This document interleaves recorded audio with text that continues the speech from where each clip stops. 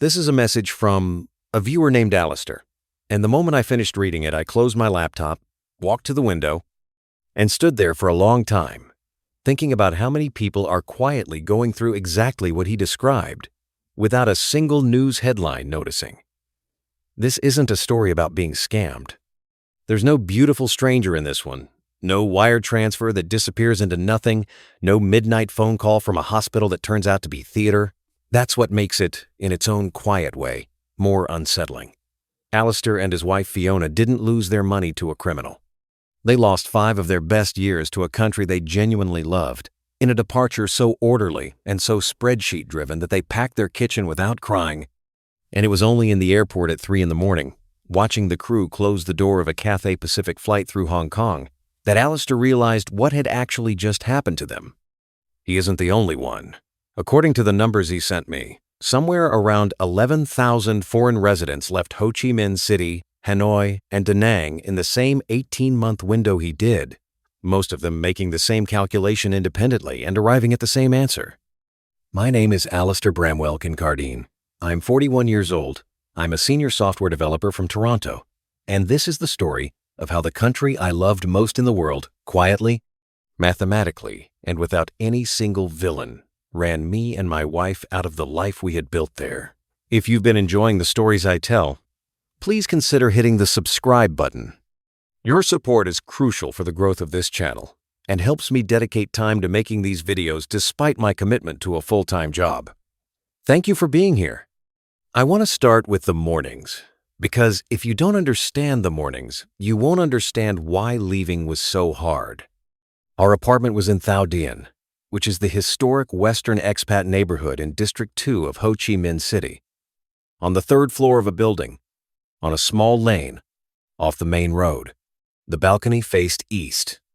In the first hour of daylight, before the heat became the kind of thing you had to plan around, I would sit out there with a Vietnamese drip coffee I had made myself in a small metal filter that I had bought at a market in year 1 and never replaced.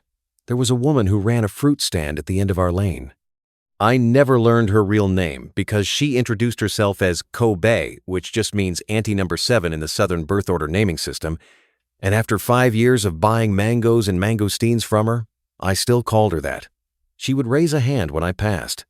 Sometimes she would give me an extra fruit and refuse to accept payment for it, and this happened often enough that Fiona and I had a private joke about the Kobe tax, which was the small ongoing debt of kindness we owed her, that we tried and mostly failed to repay in Tet gifts and New Year fruit baskets. The point I'm making is that our life there wasn't a tourist life. It was a life. We had a fruit lady. We had a physiotherapist we considered a friend. We had a running club that met at 5:30 in the morning at the Saigon River Park, and a Sunday brunch that we hosted on that same east-facing balcony for anywhere between 12 and 18 people depending on the week.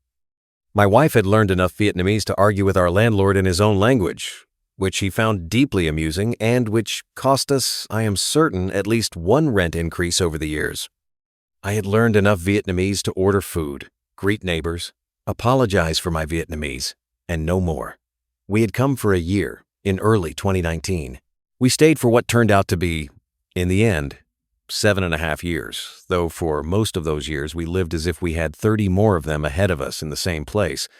And this is the mistake that in hindsight I would say we made almost every day without ever noticing we were making it. The way we got there is a story I have told at Sunday brunches many times, and it always got a laugh in the part where my brother Callum's wedding is the origin point of the whole thing. Callum lives in Kingston, north of Toronto, and he got married in the summer of the year before we moved. I had 2 weeks of unused vacation, and my flight to the wedding routed strangely through Hong Kong for reasons of price.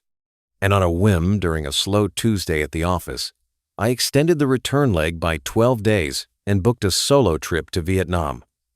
I had never been to Southeast Asia. I had never particularly wanted to go to Southeast Asia. I chose Vietnam because a coworker had mentioned it once at a lunch I barely remembered. I came home evangelical.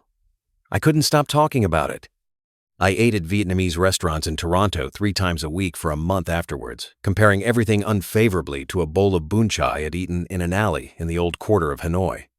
Fiona, who has always been the skeptical partner in our marriage and who has saved us from at least 4 bad financial decisions. I remember, and probably several more, I don't listen to this, and eventually said, "Fine, take me." We went together in the middle of the following year, which is the trip that converted her. She fell for Ho Chi Minh City rather than Hanoi. She loved the pace of it, the way the motorbikes moved like a school of fish that had learned to breathe, the way you could get 100,000 dong banh mi on a corner near our hotel and eat it standing up in a way that made you feel like the city was letting you in on something. When we flew back to Toronto that time, I remember her opening her laptop before the plane had finished climbing and starting a spreadsheet of what it would cost to try. 6 months later, I convinced my fintech to let me work remotely from Saigon for 1 year as an experiment. And we sold most of what we owned in Toronto, put the rest in a storage unit her father was willing to house in his garage, and moved. That 1-year experiment kept getting renewed. My employer was a Toronto fintech that had been founded by 2 people I liked, and that grew in the years I was there from a small team into a company with a couple hundred employees. The arrangement was that I would remain a Canadian employee for tax purposes and simply happen to be sitting in Vietnam. This was technically a gray arrangement from the start. Our accountant in Toronto was uncomfortable with it and said so most years at tax time, and I found ways to hear her without listening. We told ourselves it was temporary, and every year we told ourselves the same thing. And every year the Vietnamese state and the Canadian state both had bigger problems to notice than us.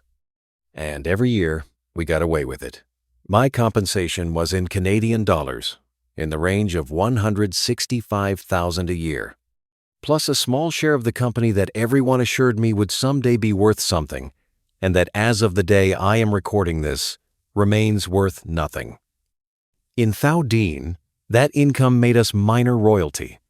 Our rent in the first year was $1,100 a month for a 2-bedroom apartment with the east-facing balcony, and I remember the first time I described this arrangement to my brother on a video call and watched his face go through the specific series of expressions that Toronto residents go through when they realize what 165,000 Canadian dollars will buy you if you are willing to live somewhere their imagination doesn't quite reach. Fiona is a freelance UX researcher and product designer, and her work in the Vietnam years was a rotating stable of North American and European clients on contracts of 6 weeks to 6 months. Her income was more variable than mine and ranged in the good years to about 130,000 Canadian, and in the lean years, of which there were more toward the end than we ever admitted at the time, to around 80.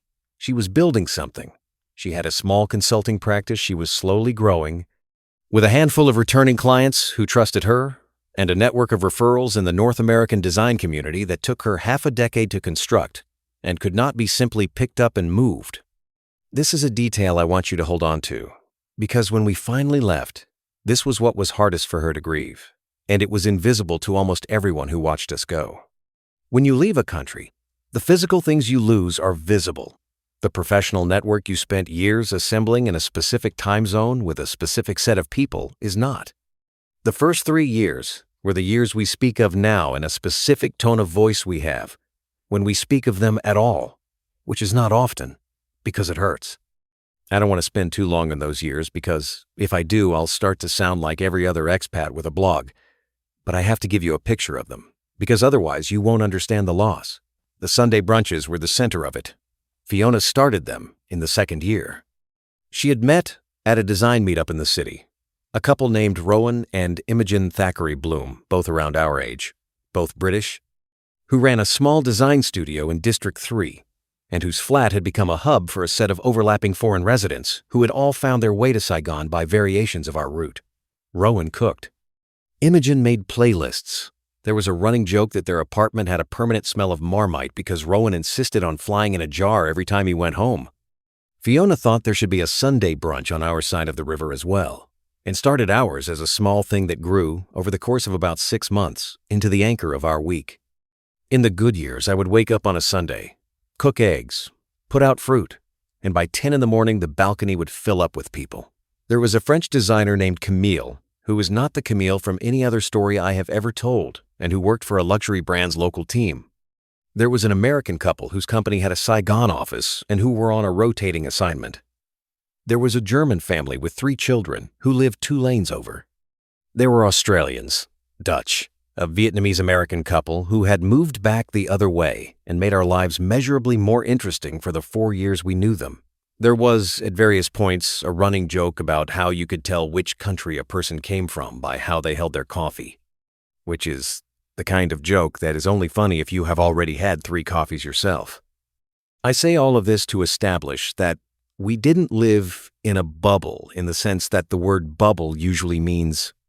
We lived in a small, connected, international neighborhood inside a very large Vietnamese city, and we knew we lived in that neighborhood, and we loved that neighborhood, and we did not understand, until the neighborhood began to disappear around us, how much of our reason for staying in Vietnam had actually been the neighborhood and not the country as a whole. The first crack in the picture came in the 3rd year, and it wasn't a visa problem, and it wasn't a rent problem. It was Fiona's health. She had been having pain for about 8 months that she initially dismissed as normal, in the way that women of her generation have been taught to dismiss pain as normal. She finally booked a consultation with a Vietnamese specialist, and the earliest available appointment was 9 months out. 9 months. She sat at the kitchen counter after that phone call, and I watched her make a small, precise decision that has structured the rest of our life together in ways neither of us fully understood at the time. She got on a flight to Bangkok. She had heard from another woman in the running club about a specialist there who took international patients. His name was Dr. Precha Wanachkul.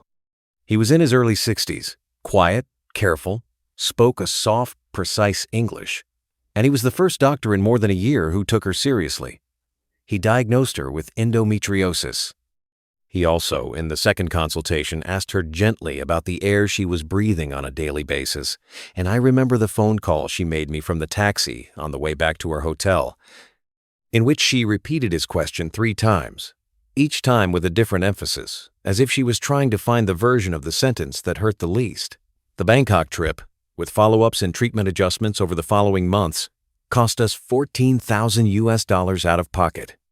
Our expat health insurance, a Singapore-based policy for which we paid, jointly, $5,800 a year, covered almost none of it, because the fine print of our plan turned out to contain an exclusion for what the insurance company classified as pre-existing hormonal conditions, and because Fiona's pain had begun before her most recent policy renewal.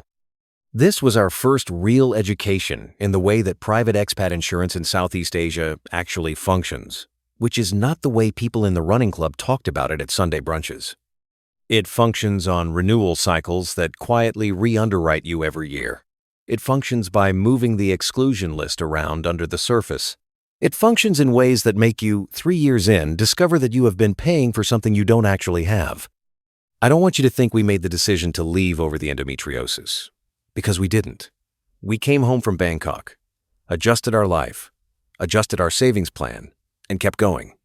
But something in the way Fiona looked at Ho Chi Minh City changed after that trip. She loved the city, no less. She loved it, if anything, in a more concentrated way, the way you love a person whose limits you have finally started to understand. She simply began to notice things she hadn't noticed before. The way our air purifier's filter, which we replaced every 3 months, would come out gray. The way her running times had slowly gotten worse in a way she had blamed on age and now suspected was partly the atmosphere she was training in. The way her Vietnamese friend Lynn's little boy had developed asthma at 4. She started building a small, quiet ledger in her head of things that would have been different in Toronto, and I could see her building it, and I did not yet know what to do about it. The visa problem arrived in the 5th year, and it arrived through Rowan and Imogen.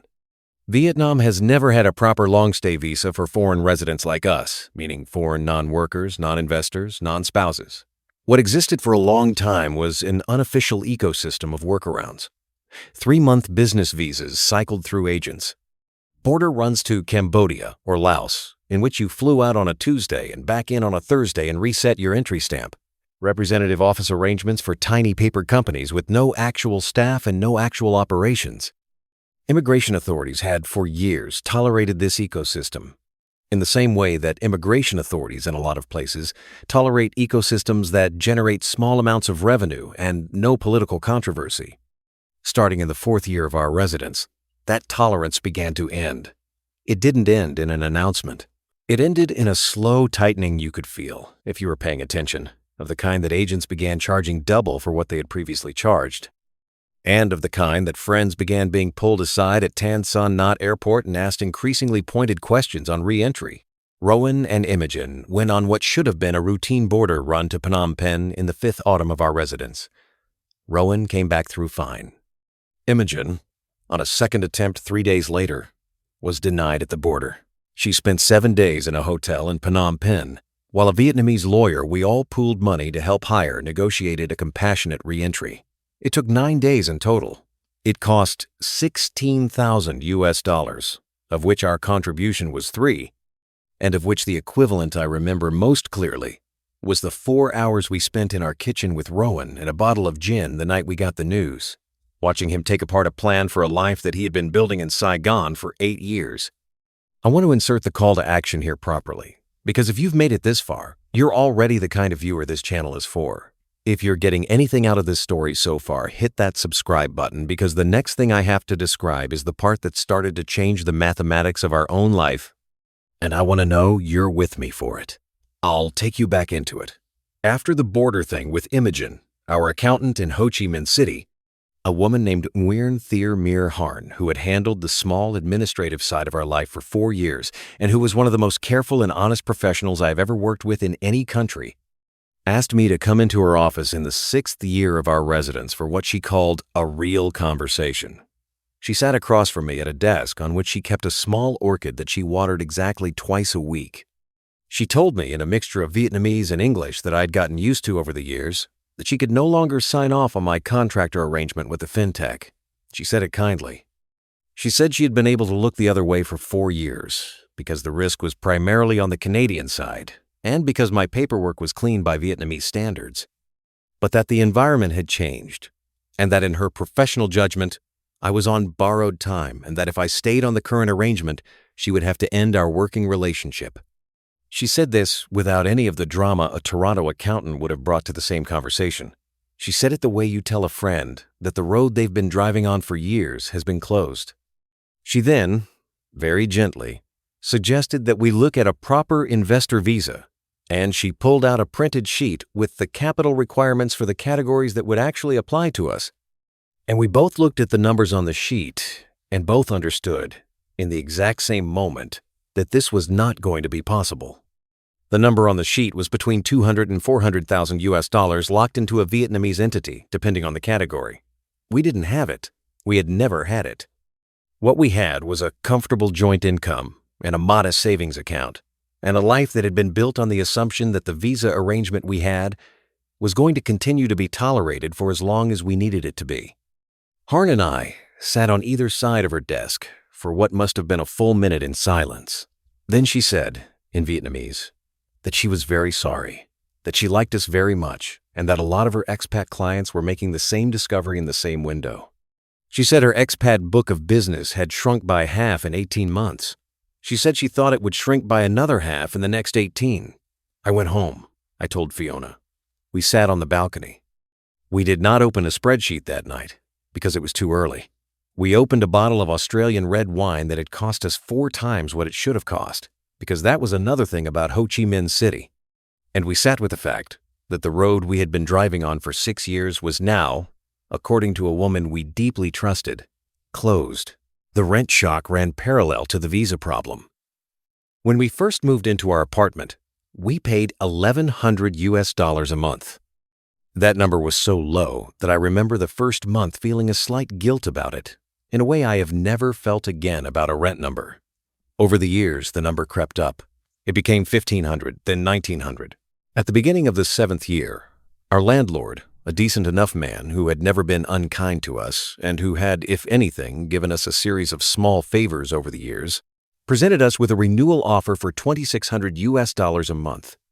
He did this in the tone of a man who wasn't entirely sure it was fair either, but who had been watching the market and had done the calculation.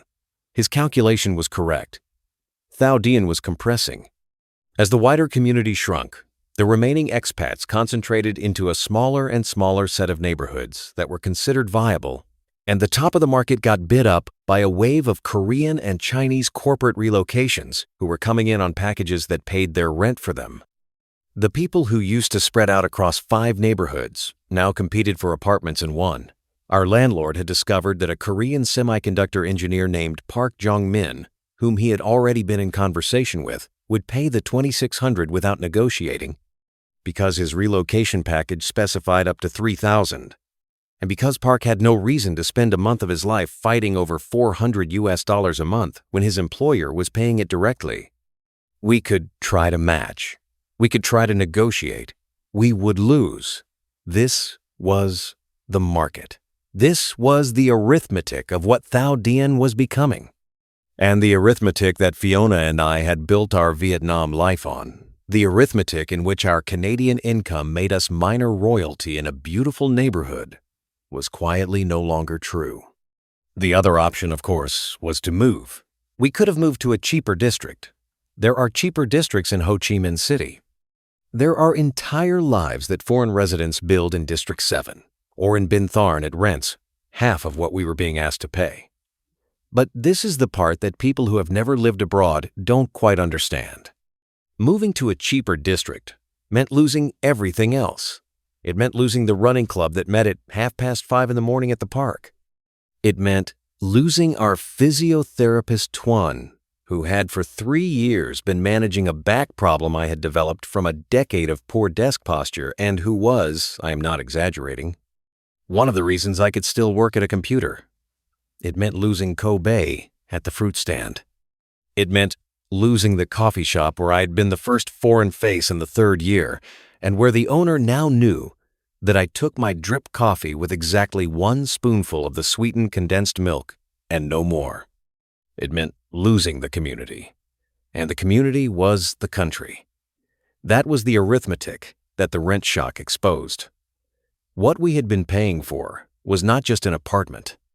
What we had been paying for was our right to remain inside a neighborhood that had, unbeknownst to us the whole time, been the actual reason we lived in Vietnam. The air was the 3rd pressure, and the one that was hardest to admit. Because to admit it was to admit that the country itself, and not merely its policies, was making us sick. Ho Chi Minh City's air had been bad in the 1st year, and it had gotten worse in every year we lived there. By the 6th year, the dry season readings on the air quality apps I checked more compulsively than I like to remember were regularly in the range described as unhealthy or hazardous for weeks at a stretch. I had developed a cough that started in the 5th year that I couldn't shake. I did a video consultation with a Toronto pulmonologist in the 6th year. He asked me a series of careful questions and then used a phrase I have not been able to unhear, which was that my situation was concerning but ambiguous, and that he would be more concerned if I stayed and less concerned if I left. Fiona, meanwhile, had gone back to Bangkok for her follow-up with Dr.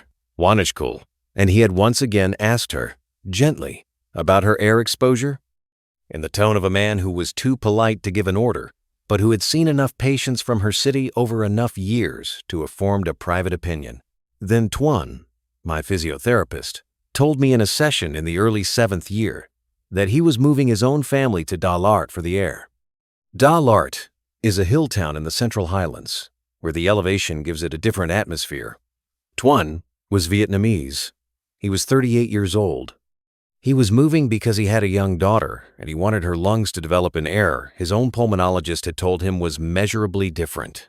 This is the moment I want you to sit with, because it is the moment my perspective on our situation actually changed.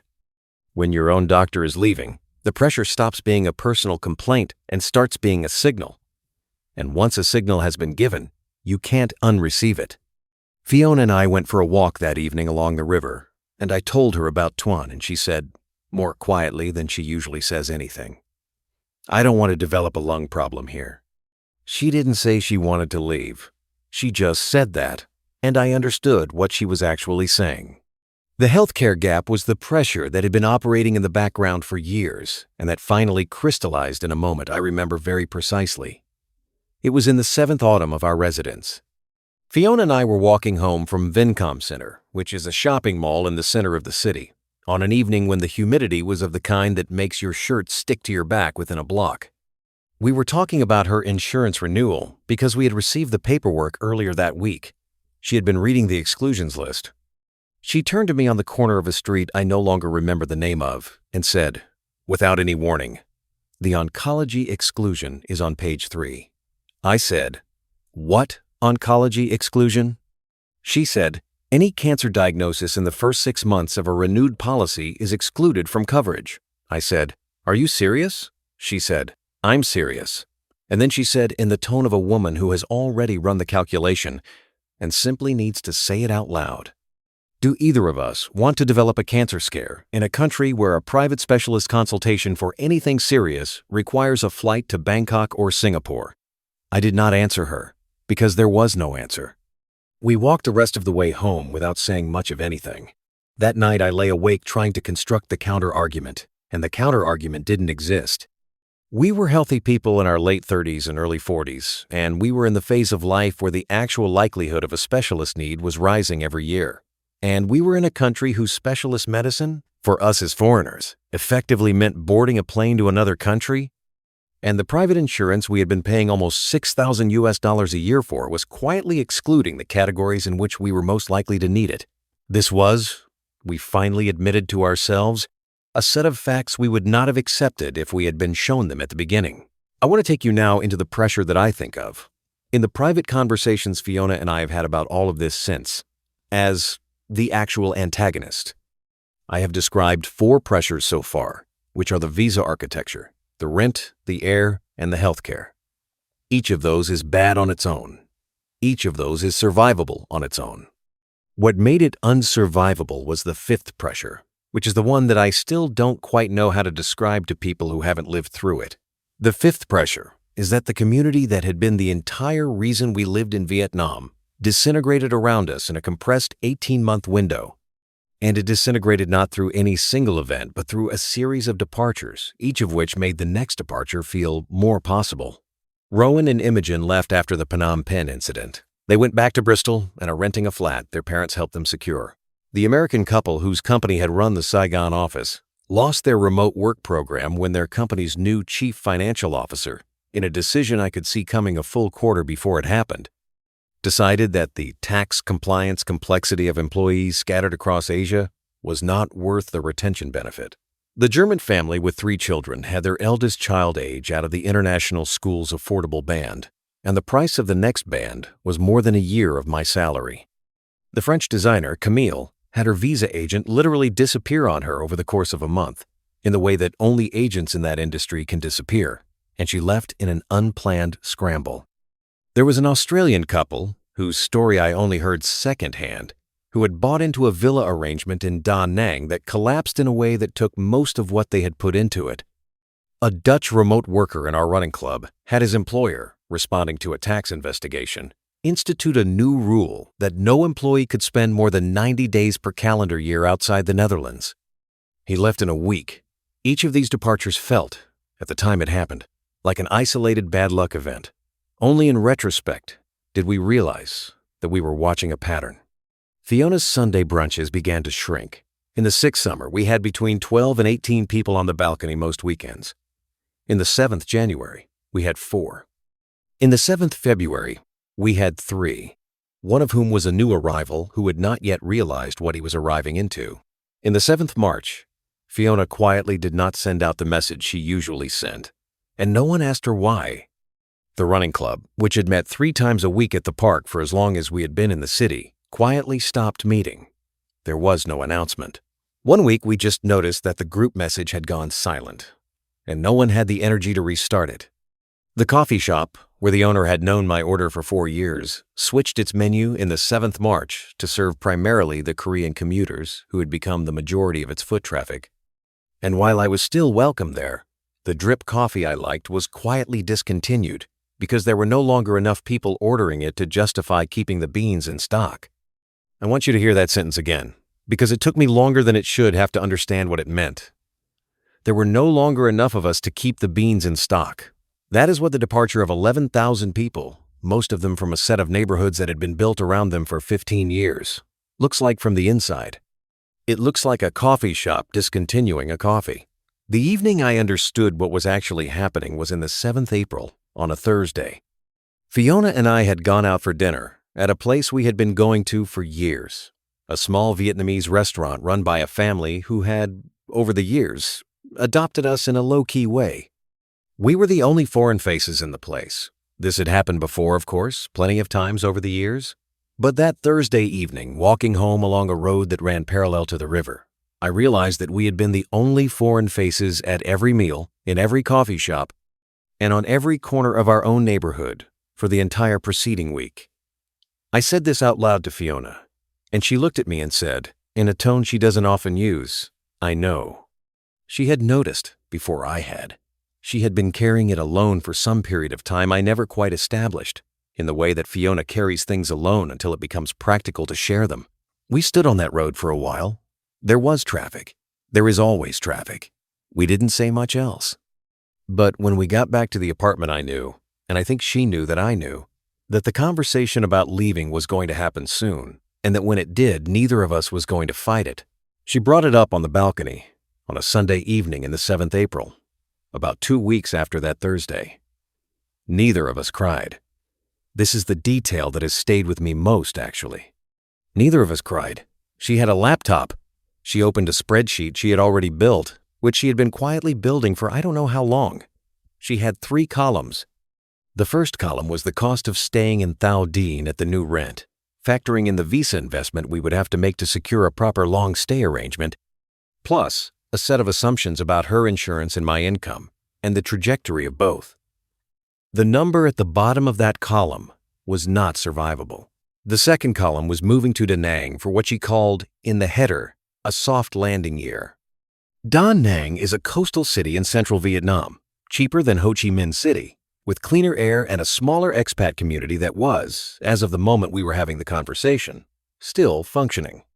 The number at the bottom of that column was survivable but not attractive, and the emotional weight of it was worse than the mathematics suggested, because, as Fiona put it, in one of the most precise sentences she has ever said to me, a soft landing is still a landing, and delaying the harder decision by a year is a way of paying for the year in a currency we're going to run out of anyway. The third column was Toronto. The number at the bottom of that column was the worst of the 3 by a significant margin because it involved reconstructing a Canadian life from scratch at 41 and 39, without the property equity that most of our peers who had never left had accumulated, and without the professional network she had spent the Vietnam years quietly letting atrophy. But it was Toronto. It was where our aging parents were. It was where my brother was. It was where the healthcare system, for all its problems, would not exclude the categories that mattered most to us. It was, Fiona said, the honest answer. We chose Toronto. That night. On the balcony. Without either of us crying. I don't know what I expected it to feel like. I had expected, I think, that there would be a scene. There wasn't. There was a decision. And then there was a quiet moment in which I understood that the reason there wasn't a scene was that we had both been rehearsing the decision internally for months and had only now given each other permission to say it out loud. We made one attempt at a compromise, and I want to describe it because it is the small twist in this story that I think about most. In the 3rd week of the 7th May, we flew to Da Nang for 3 weeks to test the Da Nang option one last time. We stayed in a serviced apartment in An Thurng, which is the small expat neighborhood behind the beach. There was, 3 doors down from our building, a villa that had been vacant for some months, and which I later learned had belonged to an Australian couple whose arrangement had collapsed the previous year in almost exactly the pattern of a story a colleague of mine had once told me. On our 4th day there, we met, in a way I still don't quite know how to describe as coincidence, the actual real estate agent who had sold the Australians their villa. Her name was Tran Tir Bic Dao, and she introduced herself in English as Daisy. She was in her 40s, warm, professionally polished, spoke very good English, and pitched us over lunch on the 3rd day of our meeting with her on the exact arrangement she had sold the Australians. She was very good at her job. She was not, that I could see, dishonest in any active sense. She was simply operating in a market in which the paperwork foreign residents believed they were signing was, under Vietnamese law, not quite what foreign residents believed it was, and in which the buyers had for years been willing to accept this because they wanted the villa more than they wanted the paperwork. Fiona had spent the previous 6 months, without my knowing, reading everything there was to read about Vietnamese property law. She listened to Daisy politely. She asked a series of very gentle questions in a tone I recognized as the tone she uses when she has already made her decision and is simply confirming her data. She did not eat the second half of her banjo. On the flight back to Ho Chi Minh City that evening, she turned to me and said, "The Da Nang plan is dead." I said, "I know." And that was, in the end, the second decision that made all of this final. The last 6 weeks in Ho Chi Minh City were the hardest and the strangest weeks of my life. I asked my fintech for a 90-day handover extension, which they granted, in the manner of an employer that had known this was coming for longer than I had. Fiona began winding down her 4 active client contracts, which she did the way she does everything, which is competently and without fuss. We started giving things away. Our KitchenAid, which we had shipped out from Toronto at absurd expense in the first year and had used almost every week for 7 years, went to the American diplomatic couple's replacement staff, who were young, freshly arrived, and full of the same energy Fiona and I had brought in our first year, and to whom we did not, out of a small mercy, describe the mathematics that we were leaving on. The balcony plants, which had grown into a small jungle over the years, and had been Fiona's private pleasure in every one of the mornings I described at the start of this story, went to Tuan, the physiotherapist's wife, who accepted them with a grace that made me love him more than I already did. My bicycle, on which I had commuted to the coffee shop every morning for 7 years, went to the doorman's teenage son. The doorman was a man named Chu Ba, who had held the door of our building since the day we moved in, who was 63 years old, who had never once accepted the small envelopes we tried to slide him at Tet without protest, and who cried the morning we left in a way that he tried to hide by turning to face the elevator button while I was checking out. I want you to imagine him for a second. He was a small man, in a green uniform, standing with his back to me, pressing a button that was already lit, so that I would not see his face. That is the image, I think, that I will carry to the end of my life of what we left. We shipped 240 kilos of belongings in a container out of the Cat Lai port on the second Thursday of the 7th June. We had one final meal at Fiona's Sunday brunch table with the 3 friends who were still in the city and who were now, we all understood without saying it, in the process of running the same calculations we had run. We took a taxi to the airport at 2 in the morning, boarded a Cathay Pacific flight that routed through Hong Kong, and watched, from the wet tarmac, as the crew closed the door of a plane that was taking us home. Or, more accurately, that was taking us to the place we had come from. Whether Toronto is still home is a question I am not qualified to answer, and one that I have been asking myself in a low, quiet voice more or less continuously since the wheels touched down at Pearson. I want to tell you what the mathematics of the whole thing actually was, because this is the part that I think matters most in a story that is not about being robbed. Over the 7.5 years we lived in Vietnam, the accumulated cost of the compression, which is to say the medical trips to Bangkok, the visa fees and legal navigation, the emergency contribution to Rowan and Imogen's reentry, the 3 weeks in Da Nang, the shipping container, and the various other unexpected costs of the departure itself, came to approximately $72,000. This is not a catastrophic number in the sense that a love scam is a catastrophic number. What is catastrophic is the number that isn't on that invoice. What is catastrophic is the difference between what we paid for our life in Vietnam and what a comparable Toronto life would have cost us had we simply stayed and built it. We arrived back in Toronto at 41 and 39, with roughly 80,000 Canadian dollars in savings between us. The Toronto real estate market, as of the day I am recording this, requires 400,000 Canadian dollars as a starter down payment. We spent 7.5 of what are supposed to be the best earning years of our lives in a country that we thought was making us wealthier, and that was, in the way of these things, in fact, not making us wealthier in any of the currencies our peer group in Toronto measures wealth in. This is not a criticism of Vietnam. Vietnam did not owe us wealth.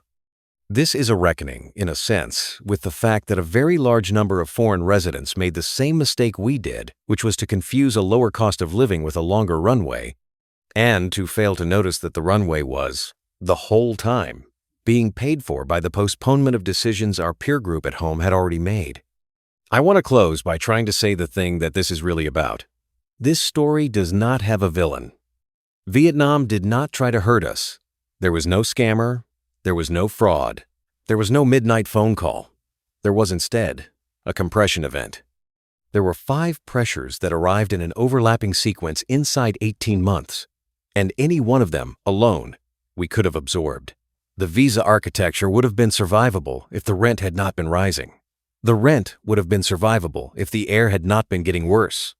The air would have been survivable if the healthcare gap had not been widening. And all of those would have been survivable if the community that had been the entire reason we had come and stayed had not been collapsing around us in real time, in a synchronized way that made staying feel less like a choice and more like a refusal. There are, if you believe the numbers Alistair sent me, roughly 11,000 of us who have left in the same 18-month window. 11,000 households, sitting at their own kitchen counters, opening their own spreadsheets, running their own 3-column calculations, and independently arriving at the same answer. The disturbing part of this story is not that Fiona and I left. The disturbing part of this story is that everyone left, all at once. That is what the title of this video is trying to say, and it took me the whole length of this script to figure out how to say it honestly, which is that we did not leave because Vietnam was bad. We left because Vietnam was, on the specific terms it had been offering to people like us, no longer possible. And the people who are still there, and the people who are arriving now to replace us on the balconies and in the coffee shops we used to inhabit, are, in most of the cases I have looked at, either much wealthier than we ever were, or here on short assignments they know the end date of, or too new to have understood what they are walking into. The middle class, working age, remote work expat who was, for a while, the demographic that Thao Dien and An Thurng and the walking streets of Hanoi were quietly built around, has effectively been priced and pressured out of the country in a compressed window that will, I suspect, be described in retrospect as the end of an era. We are living in Toronto now. My brother picked us up at Pearson. He had been picking up other returning friends from other countries for about a year, and he made a small joke about being the family reception committee, and then he stopped joking when he saw our faces. We are renting an apartment in a neighborhood we can barely afford. I am back at the fintech as a full employee. Fiona is rebuilding her client base from a smaller starting point than she had when we left. Our parents are aging. The friends we still have here are, understandably, having a hard time understanding the shape of the loss we are trying to describe. Because the loss is not the kind of loss you can point at. There is no ruin. There is no scar. There is a coffee shop in Ho Chi Minh City that no longer serves the coffee I used to order, and a fruit stand at the end of a lane where a woman named Ko Bei still waves at whoever walks past her in the morning. And I am not one of those people anymore. And the fact that I am not one of those people anymore is not something that anyone in Toronto can quite see when they look at me. That is the shape of it. That is what the mathematics finally cost us. That is what all of us who left in the same window are carrying, quietly, on the trains and buses and airport shuttles of the cities we came from, in the specific silence of people who have finally understood something they cannot ununderstand. If you're watching this and you're a middle-class remote worker considering Vietnam right now, I am not going to tell you not to go.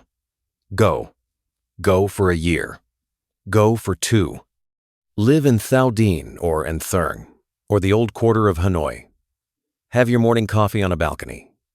Meet a Ko Bei of your own. But please, please, do the mathematics honestly. Do not confuse a lower cost of living with a longer runway. Do not confuse a beautiful neighborhood with a sustainable arrangement. Do not let the community that you build around yourself convince you that the pressures that are quietly gathering under the surface are somebody else's problem.